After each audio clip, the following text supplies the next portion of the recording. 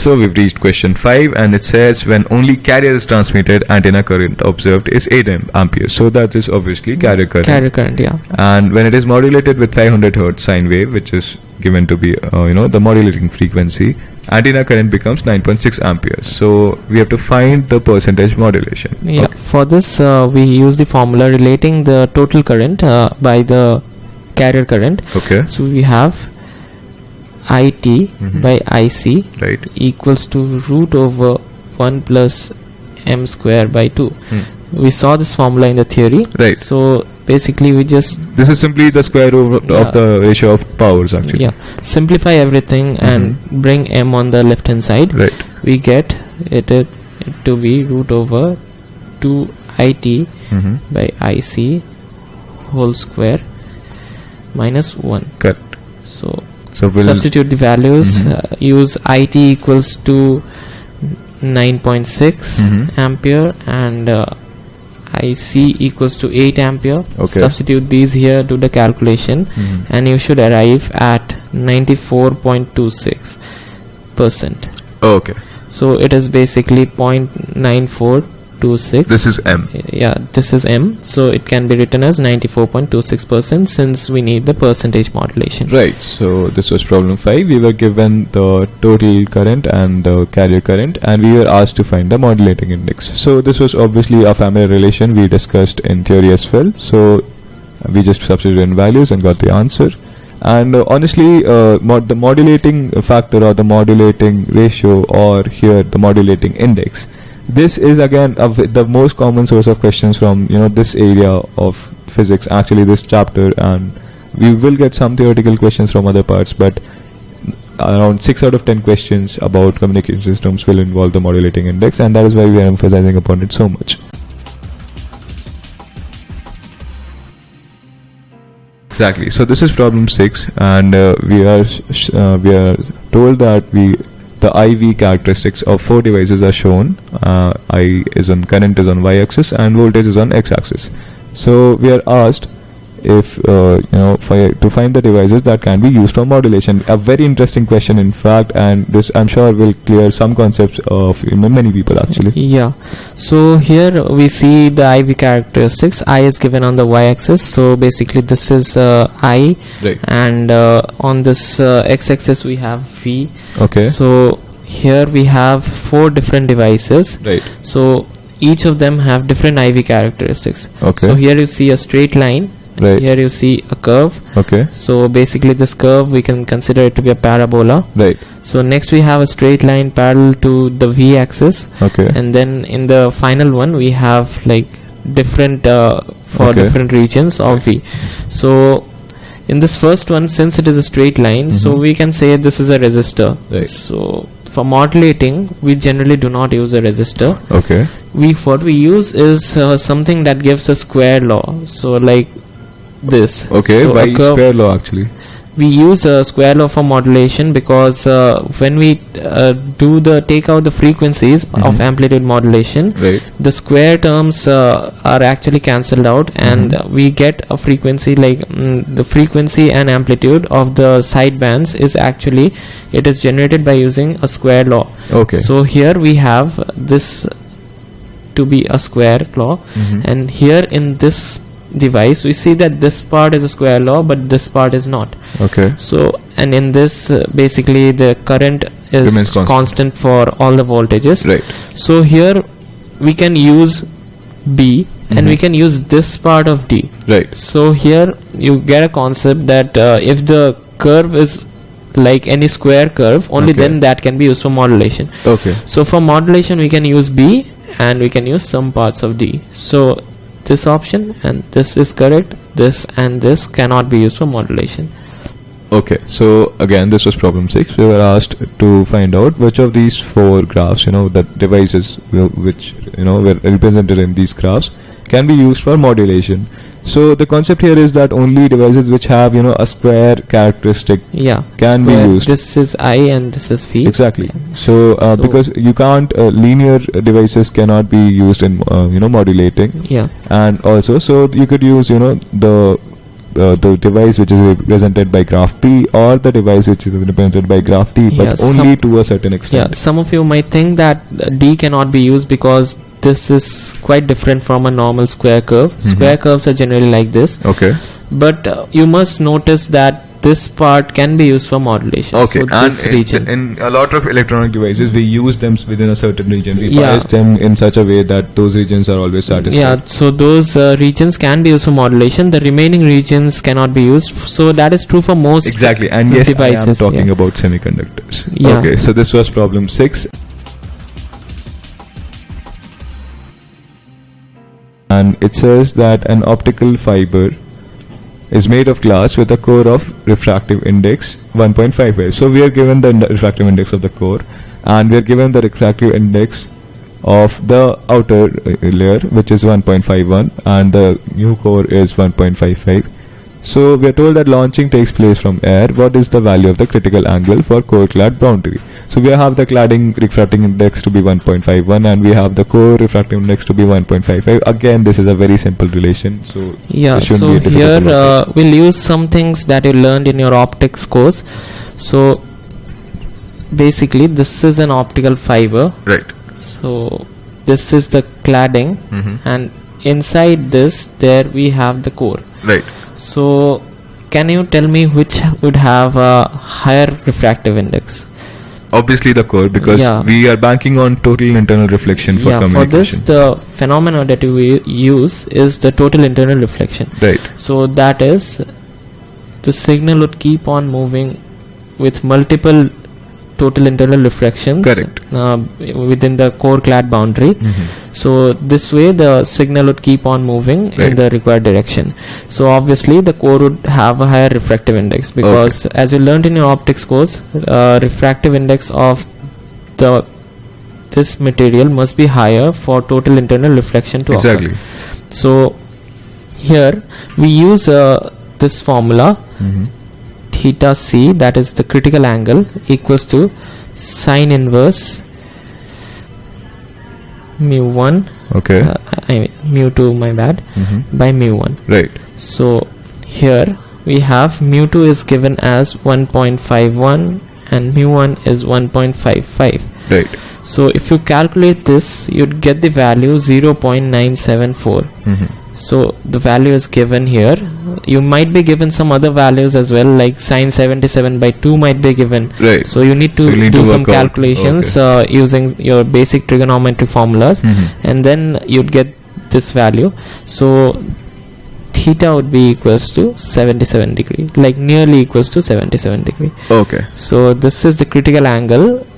Right. The angle here would be 77 degree. If this is greater than this, then this will occur. Okay, so you just saw problem 7. It asked us if we were given the refractive indices of the core and the cladding, and we were asked to find the critical angle for the core clad boundary. Now this has actually nothing to do with communication systems or fiber optic cables. It is just a simple problem on total internal reflection. There is this one relation we have to use. The concept here is to just know that in fiber optic cables you rely on total internal multiple reflection. total internal Exactly. reflections. So at the boundary, you have to check for the same familiar condition. Theta c is equal to sine inverse of mu2 by mu1. You can just substitute values and use the given information to find the angle.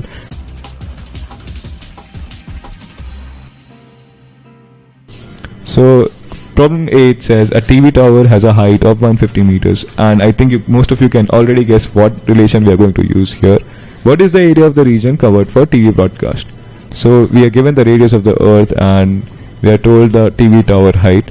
So we have to find the area of the region covered for the TV broadcast. Yeah, so in this question you should know that TV towers use the direct space wave communication channel.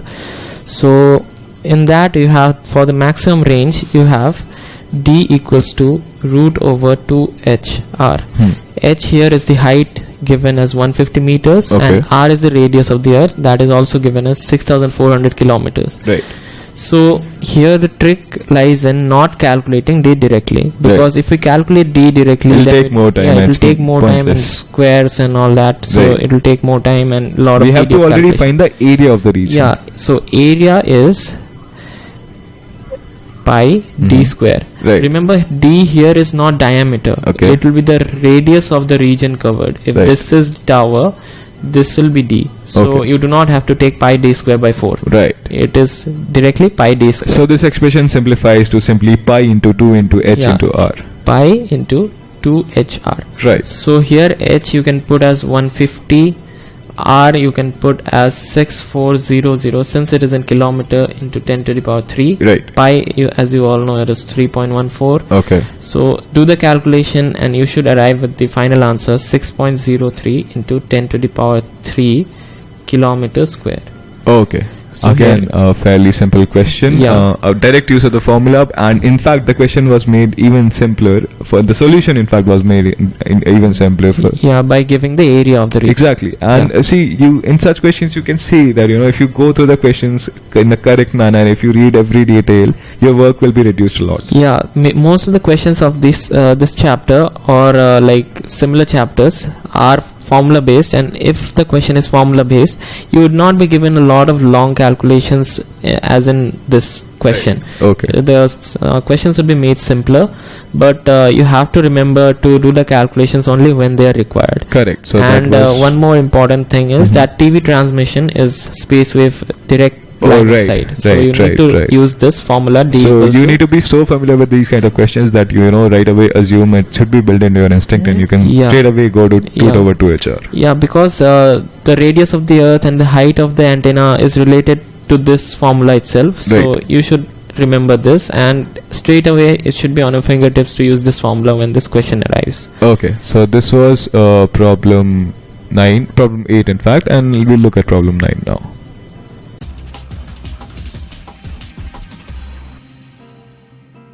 So we'll finish off this chapter, communication systems, and this is the last problem, and it's a huge one. We wanted to convey a lot of concepts through this to you, so here it goes. There is a transmitter at IH equals 400 meters from ground at a place A, from which radio waves can be transmitted.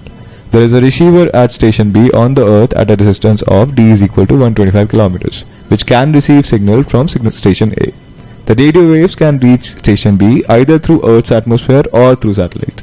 There are 4 main layers in the atmosphere named D, E, F1 and F2, which play an effective role in radio communication. The electron densities, so these layers have different electron densities, and we're given, there are 4 into 10 raised to 8, 2 into 10 raised to 11, 5 into 10 raised to 11, 8 into 10 raised to 11. So you can see that these are 4 different electron densities, so we'll have to account for that. And we're also given the radius of the earth. So let's look at what we are being asked in this question. So first of all, we have to find the ratio of the critical frequency for reflection of radio waves from E, F1, F2. So we are familiar with the relation between critical frequency and electron densities, are we? Yeah, so we have a direct formula for that. Okay. So the critical frequency.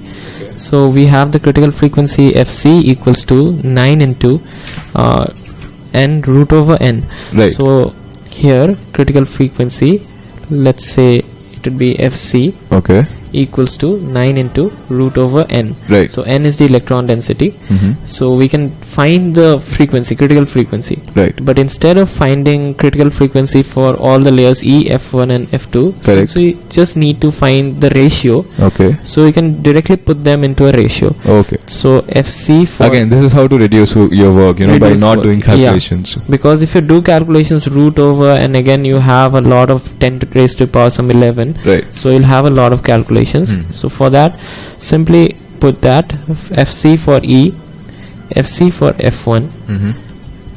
Fc for F2. And we don't even need to put the 9, so it'll be the square Yeah. root. So equals to, just the formula would give 9 into 2 into 10 to the power 11 Right. whole to the power half. Okay. Similarly, you have this 9 into something, 3 into 10 raised to the power 11 whole to the power half. Mm-hmm. This multiplied by 9. Mm-hmm. So, and we have another one as 9 into 8 into 10 raised to the power 11 whole to the power half. Right. So here we see that this 9 directly goes cancelled, and then this 10 raised to the power 11 also goes cancelled. Okay. No matter what the square root, we don't need it. When we have this, so it is equal to root 2 is to root 3 is to root 8. Correct. So this is the required ratio. Right. Okay. So moving on, actually, let me summarize that. So again, we were asked the ratio of critical frequencies for reflection of radio waves from these layers of ionosphere. So we obviously know that if we have this relation between carrier frequency, in fact critical frequency, and the electron density of in the fact, layers of the so atmosphere. we need to find FCE to FC1 to FC F2. So we just need to take the ratio of the square roots of the electron densities. So that was how we found out the ratio of the critical frequencies. So the next problem asks us to find the value of radio frequency at which the electromagnetic wave must be propagated for the layer D of atmosphere or ionosphere to have a refractive index of 0.5. Yes. So again, we know that the refractive index varies with frequency. Yeah, so here we are given the D layer. For the D layer we have been given the electron density, and we are being given to find the frequency for having a refractive index of 0.5. Correct. So we have the ready-made formula mu equals mu naught root over 1 minus 81.45 n Right. divided by nu square. Okay, so Nu this is the formula you frequency. can check and refer back to in theory and in the material we follow, and it's beyond our scope to delve into how this came, but you have to use this, and so let's see how to actually use this to solve it. Yeah, so mu is being given as 0.5. Mu naught is the refractive index of free space, that is 1, divided by root over 1 minus 81.45. N here for the D layer has been given as 4 into 10 raised to the power 8, and we are supposed to find the frequency. Right. So we can solve this right. equation. All the values are known. Just transform it and then square Right. it. So on calculation we get frequency to be. Yeah, frequency is finally found to be 208.42 kilohertz. Okay. That is the required frequency. So again, you saw that since we are familiar with the relation between the refractive index and the electron density and frequency, so we are given, we already know the electron density and the refractive index. So we can just substitute those values into this relation and find out the frequency for which the refractive index has to be 0.5, which was given in the question. So moving on to part C of this problem, we are asked that if the station A sends TV signals, then what is the maximum number of people which it can cover if population density around the tower is 1000 persons per kilometer square?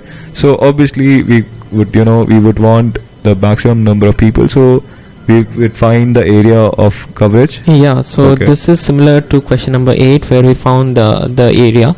So here we have 1000 persons per kilometer square, that is rho, Right. equals to 1000. So let's take rho as the population density. Next we have range D equals to root 2 HR. R is the radius of the earth, H is the height of the antenna, transmitting antenna. Okay. So similarly we find the area equals to pi d square, as we did in the last problem, Right. equals to 2 pi HR. Right. This we do not simply calculate it here, we'll do it later. So number of people, simply multiply rho into the area, which will give you twice pi rho HR.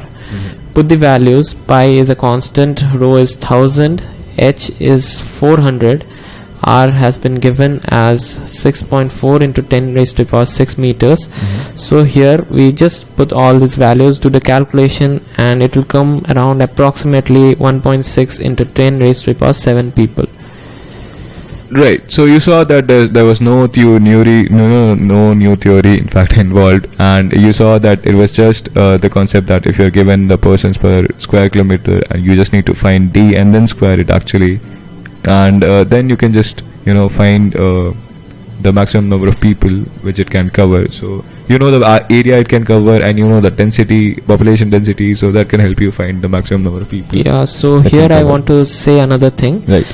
While substituting rho here, try to make it multiplied by 10 raised to the power 6, because this is in kilometer square as Okay. if you see. So remember the units. So if you right.